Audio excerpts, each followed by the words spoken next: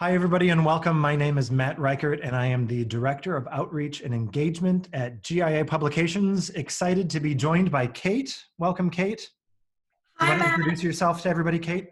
Sure, I'm Kate Williams. I'm the Senior Managing Editor at GIA. And we are here today to help kick off a project that we are both super excited about for the next 5 weeks at least. Not to open up any maybe surprises later on, but for the next 5 weeks at least, we are really proud to be able to bring you the first ever GIA summer series, a whole cornucopia of resource sessions and showcases and conversations and webinars for pastoral musicians and pastoral ministers alike. And we'll say more about some of the topics, how you register, formats, and all of that.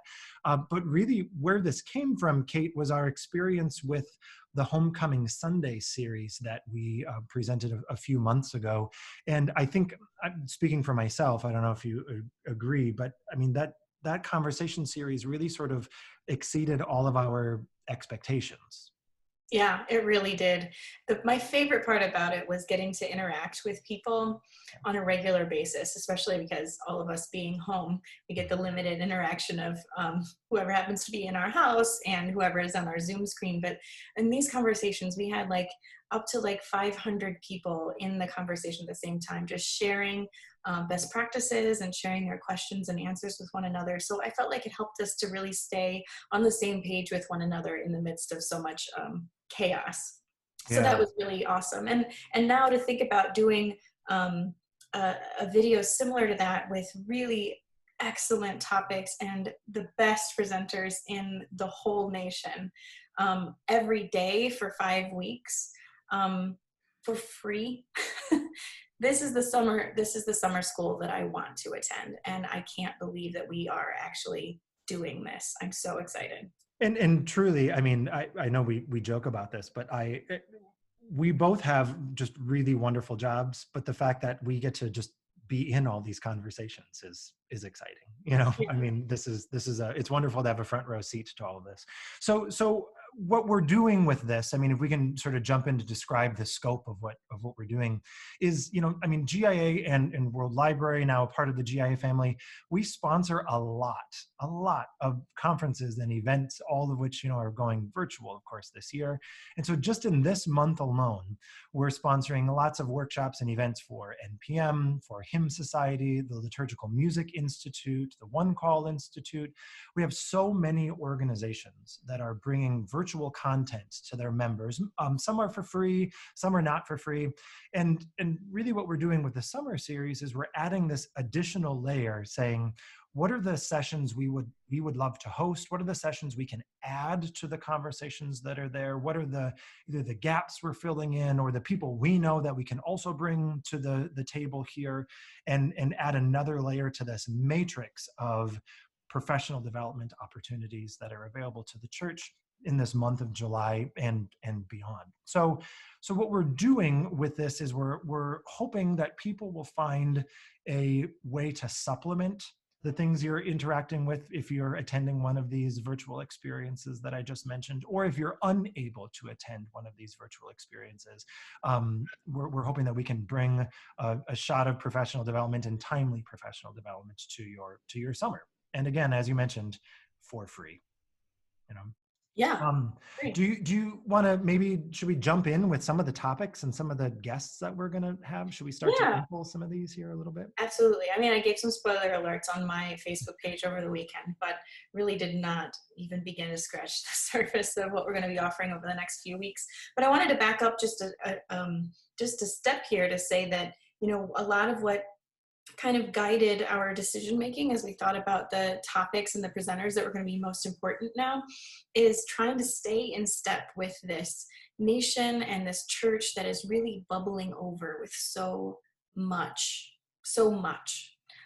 in the midst of a pandemic and stay-at-home orders and some places trying to reopen and a real acknowledgement that it is time for us to do serious self-examines of both our individual complicities in and also our systemic ways that we contribute to systems of abuse that allow abuse to thrive, whether it be systemic racism or this systemic kind of power play that has sometimes led into a sexual abuse crisis in our church. It's time for us to really think about how we can undo some of that is much overdue for some fixing. So that was kind of like, I think, helping us to guide as music ministers, like, what do we need? Who or what or how can we be accompanied on this journey to still provide the best music for our communities that helps us to really pray, and not just pray for the sake of praying, but pray for the sake of what we really need. How do we ask God for what we really need, and how can we serve as those servant leaders or those vessels for God's will to be done here on earth? So that in and of itself, I think, was really inspiring to think through with you and with the team, because it's time. Yeah. It's time. So thank you for doing that with me. I'm super excited about so many of our presenters. Some familiar names to our usual audience would be, like a Peter Kolar, or we're lucky enough to have Alice Parker with us in the next few weeks. And then maybe some names that you aren't familiar with yet as a typical GIA customer or in our GIA family, like Natalia Imperatori Lee, who's going to lead us in like a keynote presentation following her work on the Me Too and Church Too movement, which I'm so super excited about. And I think later following it up with more work from Jamie Manson, who is a reporter with the National Catholic Reporter. These ways that we can kind of take our role as music ministers and also see it through the lens of other people who are serving the church, and the tremendous work that they've done to accompany our church work.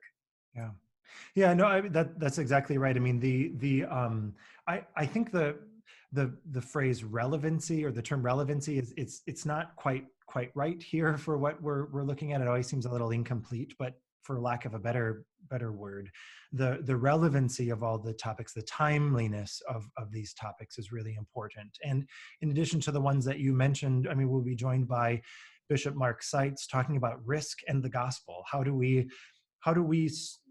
are we as disciples, how are we as servants of the gospel to spread the good news, equipped to handle the risk that goes along with it? I mean, here's Bishop Seitz, who's helping walk families across the border, and taking a strong stand against racism. So to hear from him and from a liturgist himself is going to be really powerful. Hearing also other practical ministerial concerns, especially at times like this, like how do you maintain balance, and how do you maintain professional boundaries? So many of us in ministry take such a personal responsibility for the things to which we're charged. How do we handle all of this, especially in times of intensity or crisis, in a way that's healthy? So I'm excited to be joined by Beck Scott and Roger Holland for that conversation. We have conversations about text. How do you preach right now? And not only how do you preach if you're someone who's standing at the ambo or at the pulpit, but how do all of us preach right now? I mean, we're all members in the priesthood of Christ. So how do we preach with our, comments to one another, or our bulletin articles, or our emails to our choirs, or our social media posts? What do we do? And so to be joined by Father Brad Zamora, Diana McAlintle, and Jesse Bazan is going to be really exciting. So I think, even just in these few sessions that we've outlined so far, Kate, I hope people get the sense that we're taking these bigger, broader ministerial topics and sort of running them through this funnel to say, how do we have big sort of abstract conversations, power structures, racism, the gospel, risk, and then how do we then filter those concepts through other dialogue? How do we preach now? How do we maintain balance? How do we choose music? How do we program that music? How do we introduce music? So that any of these sessions can stand alone, but also if you take them all in, it really becomes that scaffolded curriculum, sort of, to say, we want to engage you with important ideas, we want to challenge you in what that means for your practice, and then we want to also be able to equip you to do something with this, for action, for implementation, to make a difference in your own ministry. Yeah.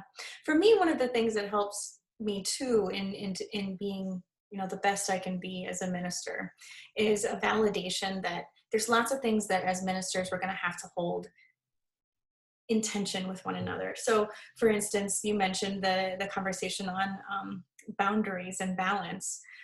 At the same time, we're talking about and affirming one another's ability to say no. Sometimes no is the right answer. We're also saying, with Bishop Mark Seitz' topic, that sometimes we need to push our own comfort zones, and we need to have that space to discern when it's time and when it's right to push our own boundaries in that way. And that's a tension that we're all going to have to hold as ministers all the time. So to validate that reality is especially helpful for me in my ministry.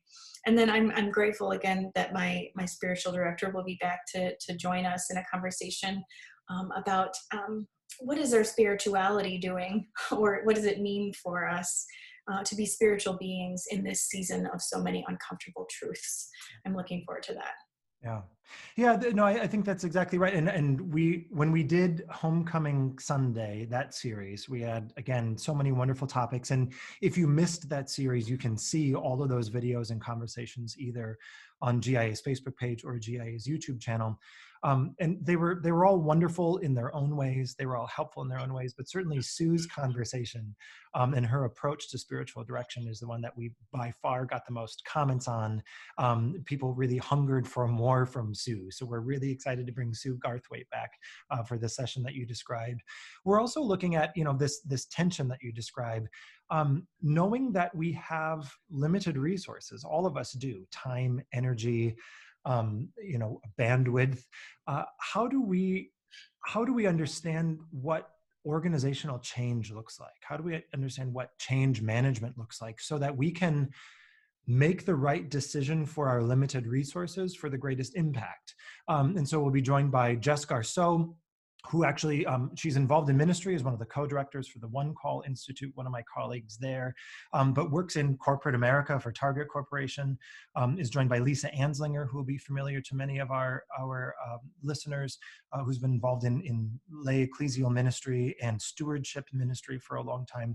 And they have a new project coming out with 23rd Publications about how do you take the best of what corporate America, not-for-profits, non-ministerial organizations know about how to lead effective change, and how do we take that and apply it to the church. So we're not just going to ask questions about church to me too, risk and the gospel, inclusion in our ministry. We're also going to look at now what are the difficult paths we have to follow in order to implement that change, which is great.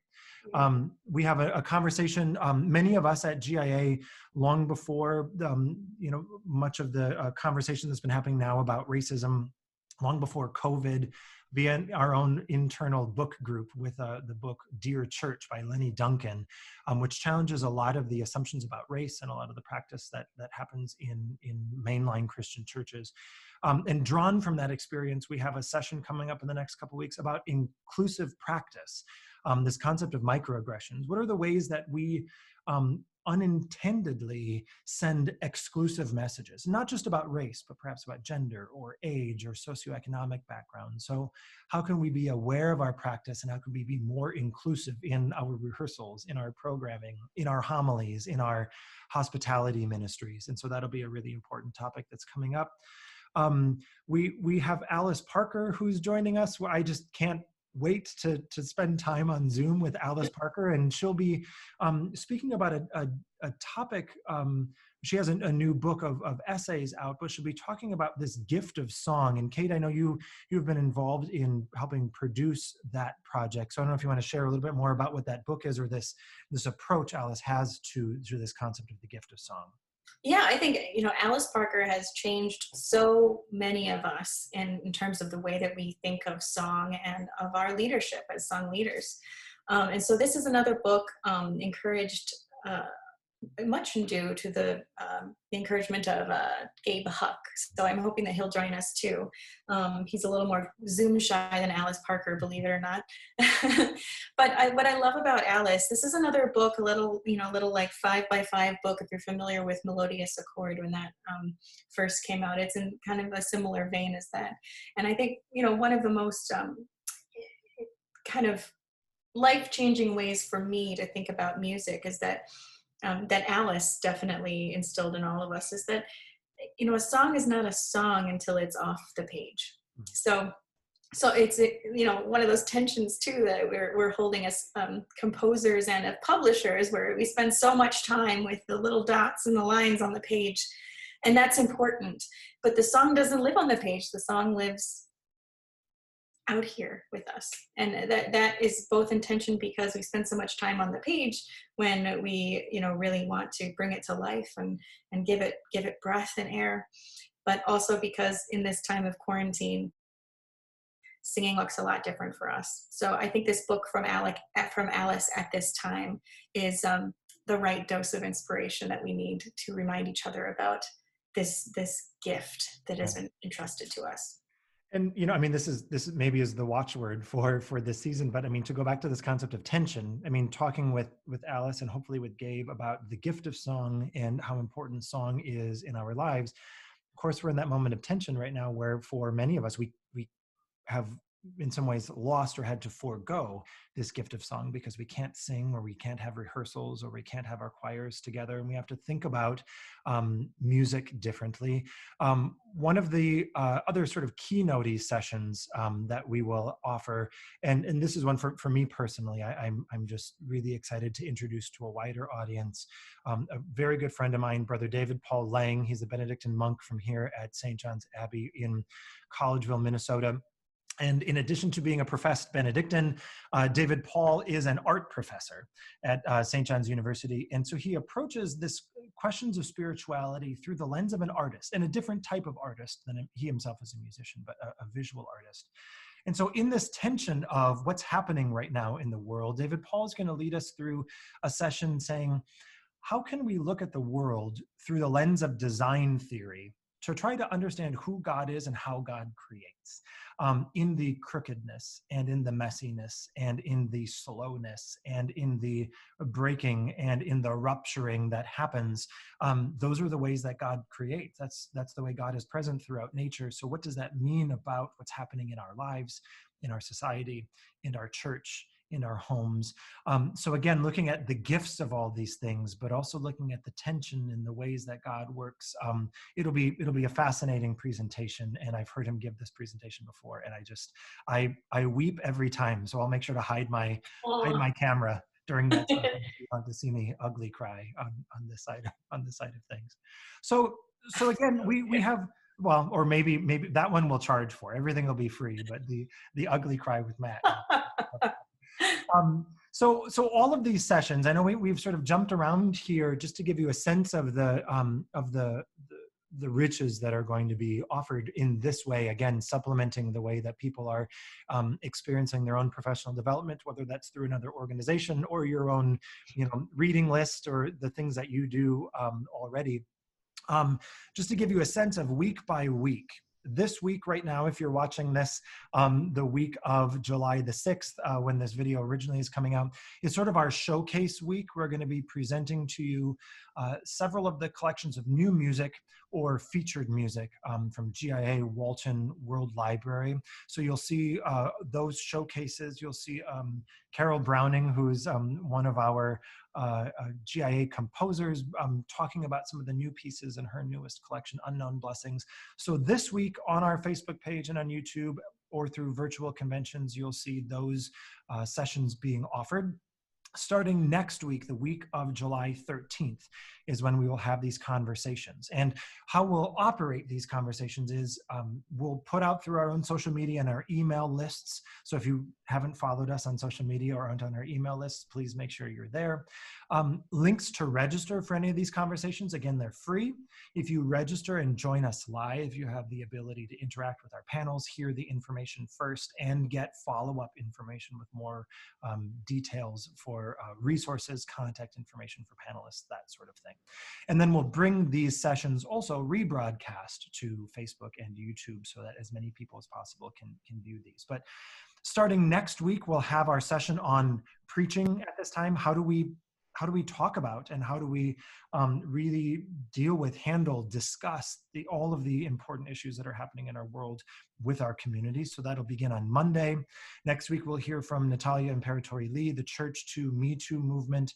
We'll have change management, the setting boundaries, finding balance, and we'll also talk about power structures within the church. How do the conversations and the realities of what's going on right now suggest a new understanding of safe environment, a new understanding of power and of influence within our own ministry? So that's all next week.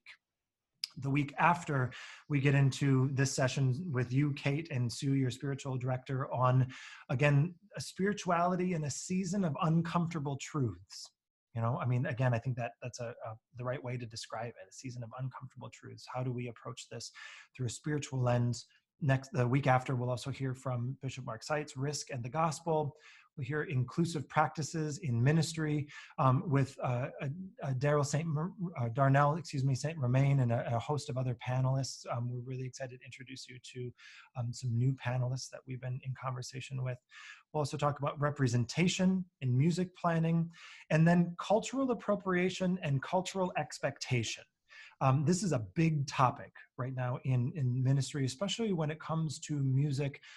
How do we appropriate culturally other music from other cultures? And also, how do we maybe in unintended ways set expectations culturally for composers? And I know this has been a topic, Kate, that has been really important to you and a lot of your work in editorial. I don't know if you're going to say anything more about this session about appropriation and expectation.